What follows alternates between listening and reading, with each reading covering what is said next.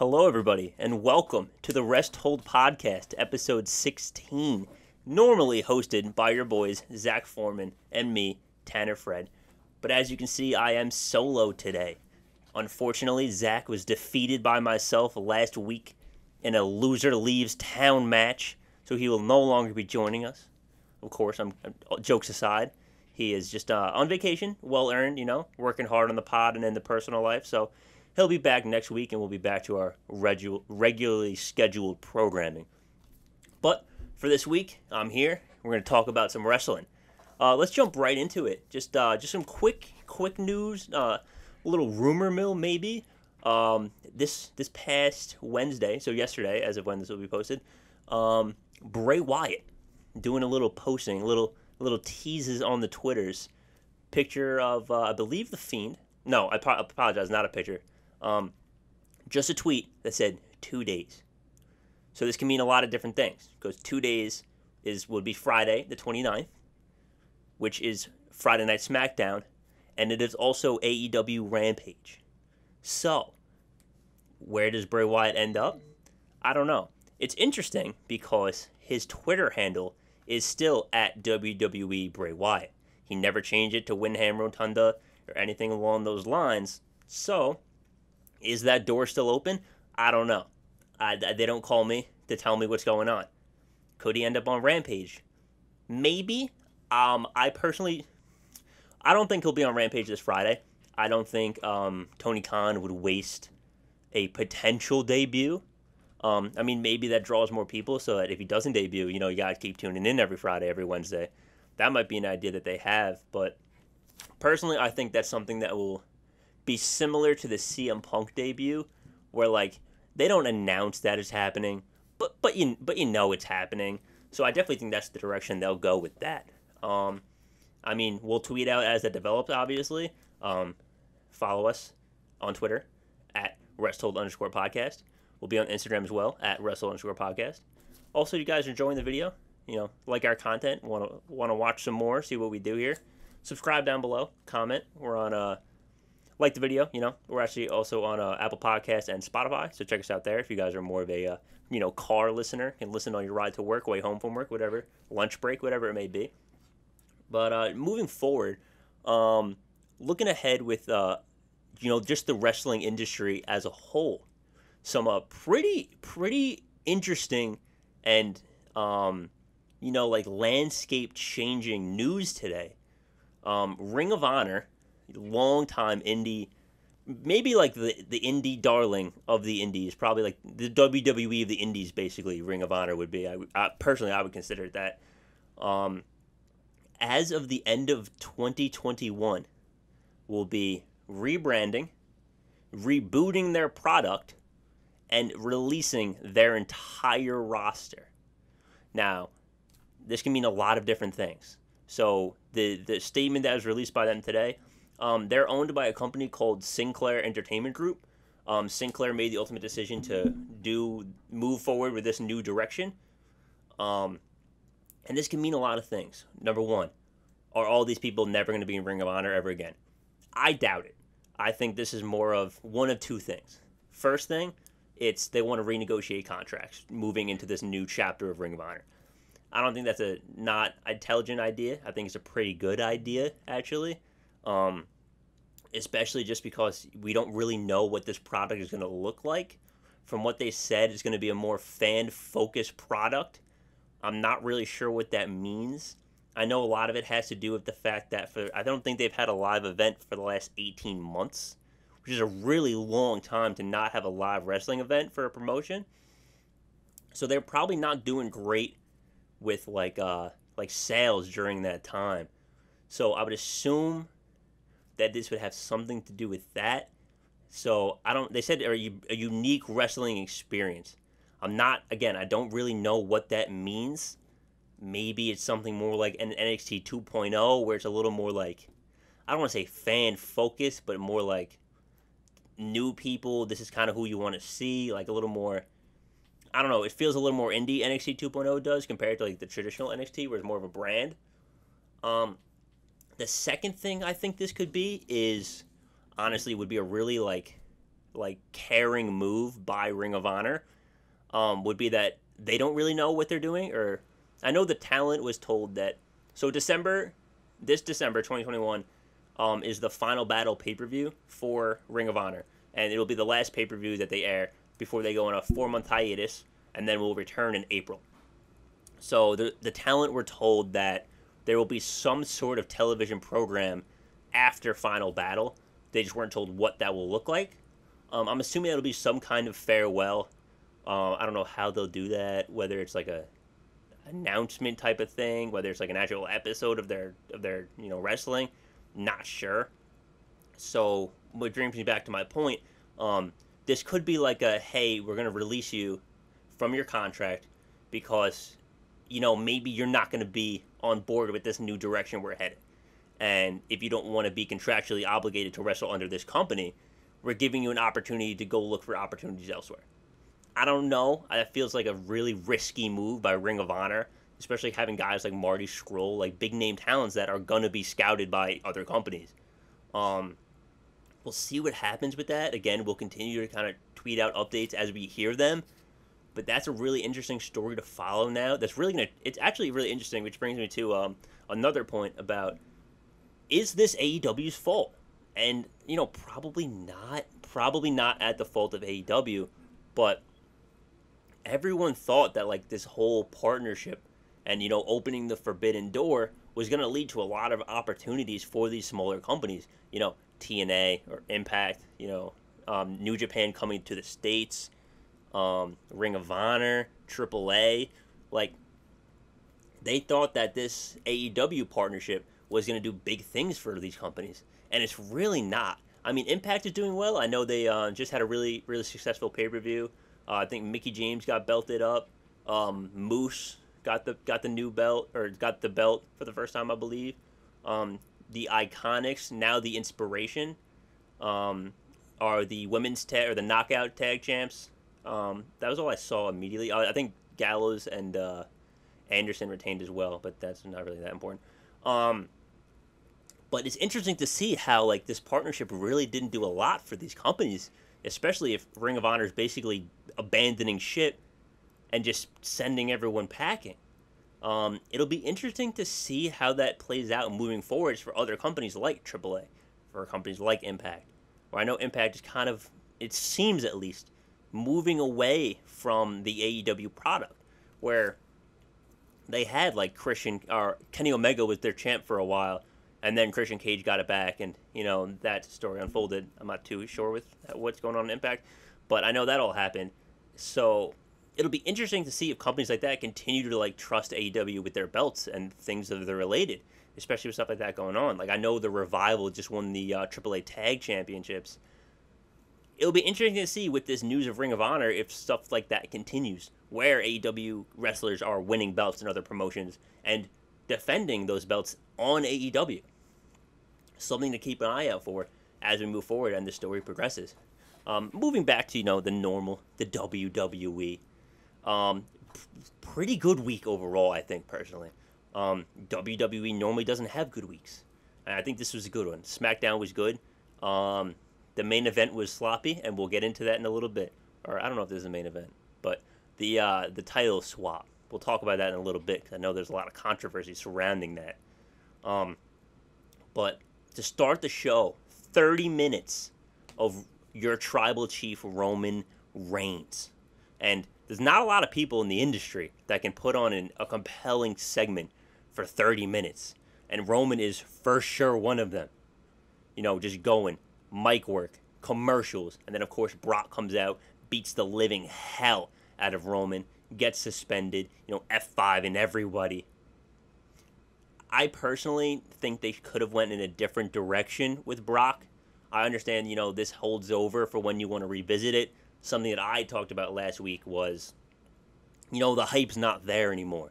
The story was Paul. What's up with Paul? Now that story is not really there. I mean, you could revisit it. It will not be the same. It will not be as good.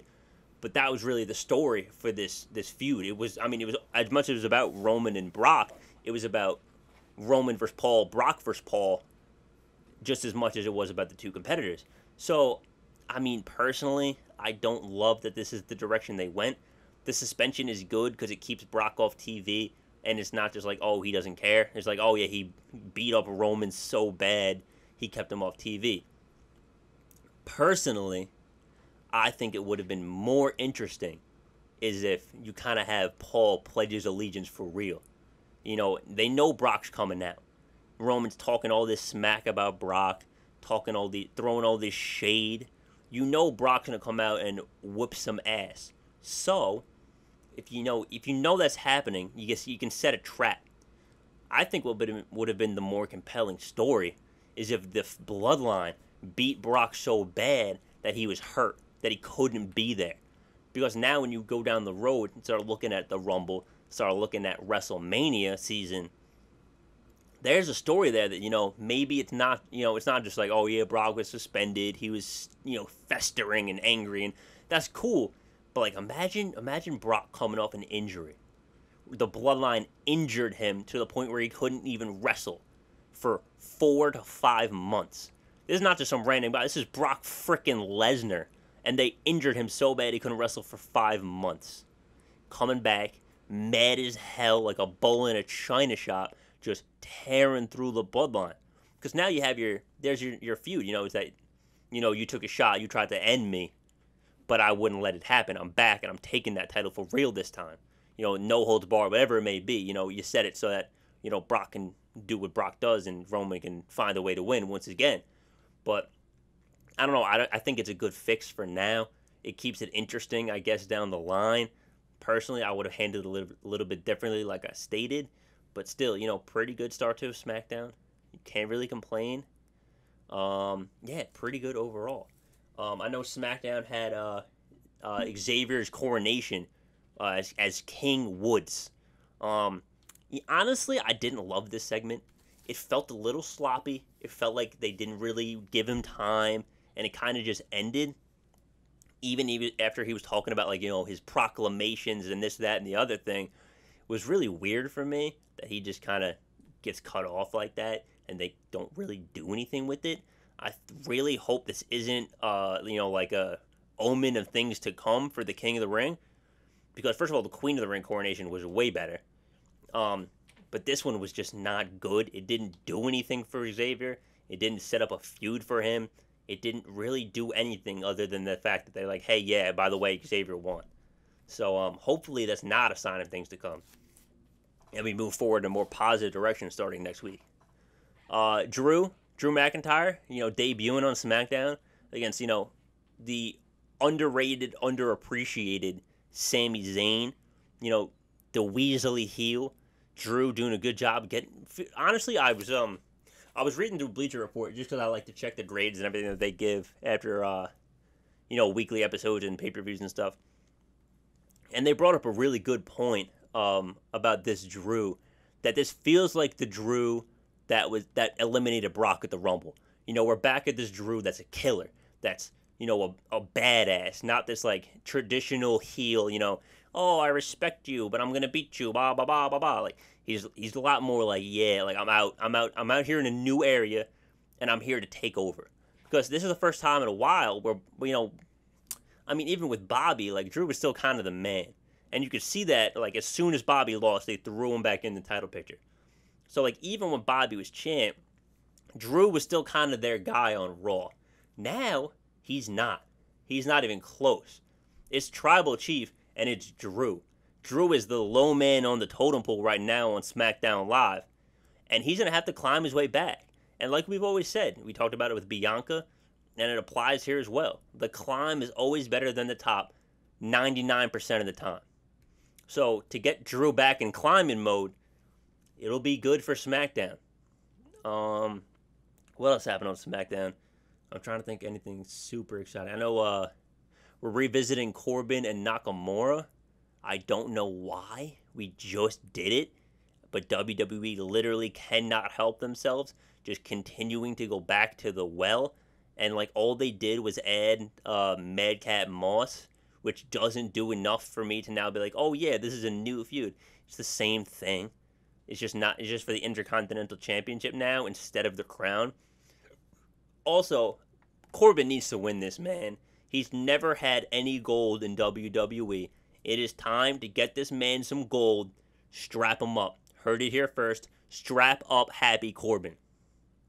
And then we move on to, the main event of the evening. The title swap between Becky Lynch and Charlotte Flair. Now, going into this, we said this was a stupid idea. Doing this, we trade belts, first of all, is so dumb.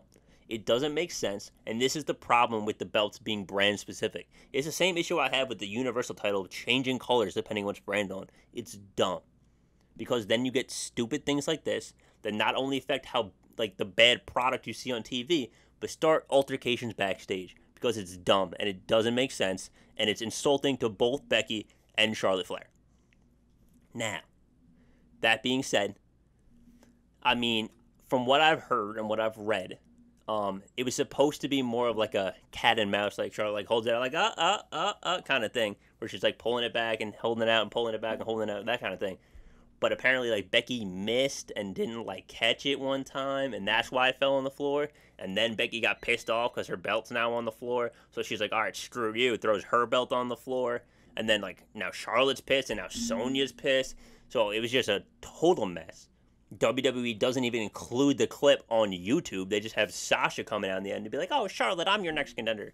So, that's fine. That's going to be a good feud. They're both incredibly, incredibly talented. It just feels like there was no real, reason for it. Like I said, the title swap thing is stupid. It's way more intriguing of a story when the titles are on opposite brands. Or just don't make the titles brand specific. Have the women's championship and then I don't know, I would have to think of something, but the championship for women. Obviously don't call it that, but you understand what I'm saying. That kind of thing.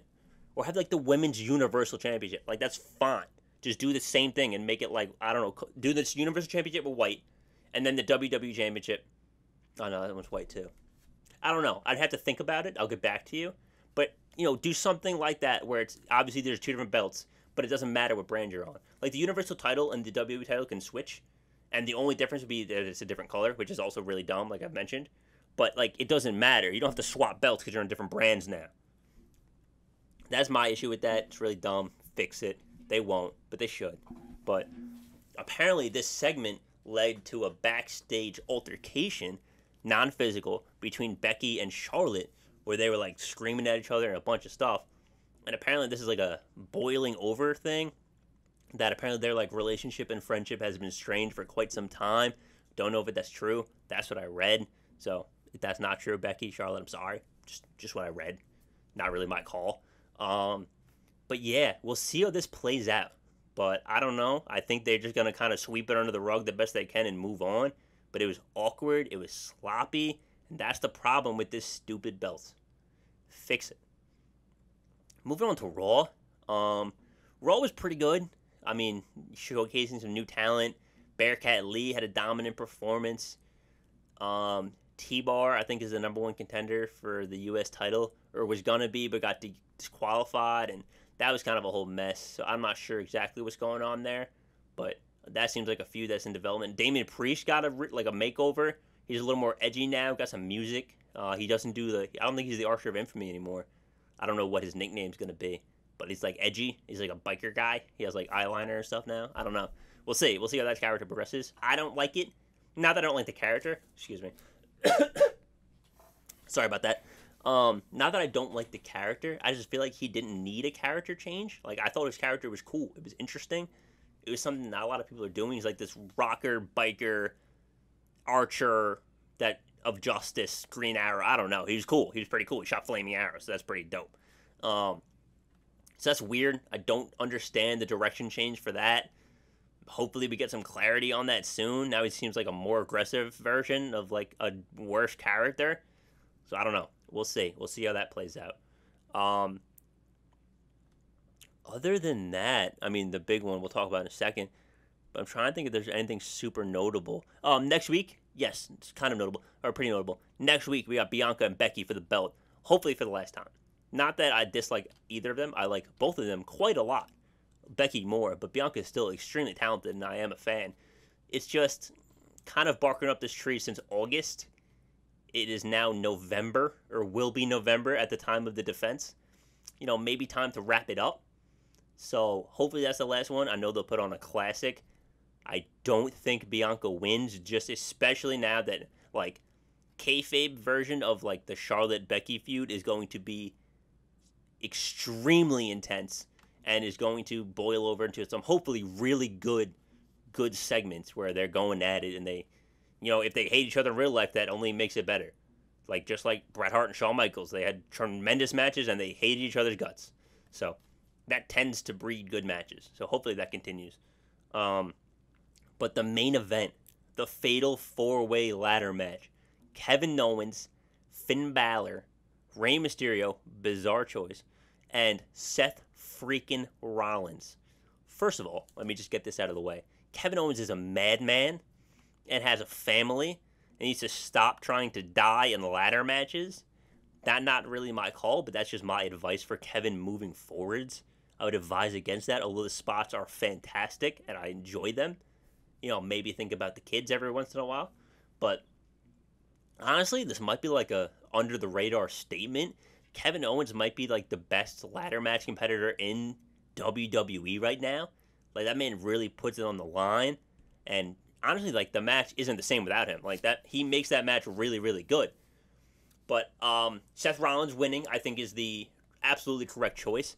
I think you could go back to his days of fighting Big E for the NXT Championship. I think that'd be really cool. Really just dive back into their past.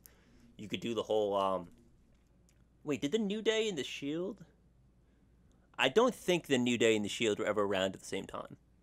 I don't believe so. So I don't think there was a feud there. So I'm going to say no on that, so never mind. But you could do that kind of stuff. Just talk about, the NXT rivalry and really work that through. And this is a very, very good feud for Big E. Well, first of all, sorry. Seth has earned, like, way more than this. But finally, they're giving him his, like, not comeuppance, that's the wrong word. They're finally giving him what he deserves. Like, you deserve it. Like, Seth deserves it. Seth has had a monster 2021 that has been extremely under the radar, by the way. But he has had a phenomenal 2021. Do they cap it off with the title? Probably not. I don't think they're going to give him the belt. I think they like Big E. They're high on Big E right now. I think it stays that way. But for Big E, this is a great feud for him. Because, like, other than, like, with Bobby, he went to Drew. And Drew's not a heel. So it was really tough because he's not, like, a clearly well-defined heel-face rivalry. Where this is, Seth is like an asshole. Seth is a heel through and through. So having this, dynamic with the two of them will be really funny too, especially because, like, Seth, like, doesn't take anything seriously until he takes it seriously. Like, I know how that sounds, but, like, I think you know what I mean. Like, Seth will do, like, 92% of a segment just, like, laughing and ha ha ha, like, he'd mastered the evil laugh. He'll do that, and then the last 8 seconds he'll be like, I'll kill you and find your family and put him in a home, like, crazy things. So he's really good at that, and he's a very clear heel, which will benefit both of them because there's not going to be like this, ambiguous line of who's the heel, who's the bad guy, who's the good guy. Is there one? It's bad guy, good guy, fight. So that'd be good. I don't know when that will take place. That could be a while from now, or they do it on a Raw. Who knows? We'll find out, I guess, as the week progresses, and the days progress, and the months progress, as that be. Wrapping up, just going to talk quickly about, not quickly, but we'll get into NXT Halloween Havoc. Arguably, probably, I would say, the best NXT 2.0 episode we've seen to date. And I don't think that's, like, surprising to anyone that it's, like, their first pay-per-view, so it was obviously going to be really good.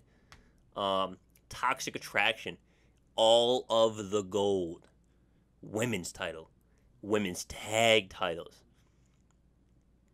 Great for them. They're clearly, from basically day one, they were, like, the dominant force that NXT 2.0 was going to ride, like, hang their women's division hat on to, carry them through moving forward. So, seeing them now in, like, a more dominant position is going to be really good for the the brand as a whole and everyone involved. Do I love the result or the ending of the Raquel Mandy match? No. Like we said before, I've said it today. WWE cannot help themselves but to continue to dip into the well one too many times. Is it great to have Dakota back? Of course it is. She's a tremendous competitor, great talent, good on the mic, good in the ring. Absolutely stoked to have her back. Does she need to hit Raquel with a shovel dressed as, I don't know, like a demon, like a Dementor from Harry Potter? No. It doesn't make sense. I mean, it makes sense, but like, it's so lazy. Like, you lost. She beat you. That's it. It's over. You lost. We don't need to revisit this. We don't need to have another feud. Because it's the same feud. It's just the other way. Oh, you made me lose my title. Before it was Dakota. Oh, I lost my title. You didn't care. Now it's like, oh, I made you lose your title. I don't love it. It's not great. It's whatever. We'll see what happens. I mean, they'll put on good matches. I'm not concerned about that. Just I feel it was a little bit lazy. The women's ladder match was really, really good. Like, all those women really performed. I thought Io died. Turns out she's fine. She was tweeting about it. She's like, yeah, I'm trained to do this stuff. I'm good. That looked really bad, like, live. I was like, holy crap. She just broke her back. But thankfully, she's fine. That was a really crazy spot. I'm assuming the ladder was supposed to break. It did not. She hit it pretty solid. But great match. A lot of talent in that ring. Indy, and I cannot remember the other girl's name for the life of me. I apologize. But they're a pretty cool tag team. I like them. They're good. Zoe Stark and Io Shirai are both extremely talented. And Tatcha Crashing, like I said, they're kind of the, what's the word I'm looking for? Like the thoroughbreds that you bet on now in NXT. Like, they're the ones that are going to carry the brand for a little while in the women's division until, they start building somebody up or whatever it may be. What else is on that card? The stuff with Johnny and Loomis honestly was a little bit underwhelming. I was expecting a lot more like the Loomis and Cameron Grimes stuff, which is very funny, very entertaining.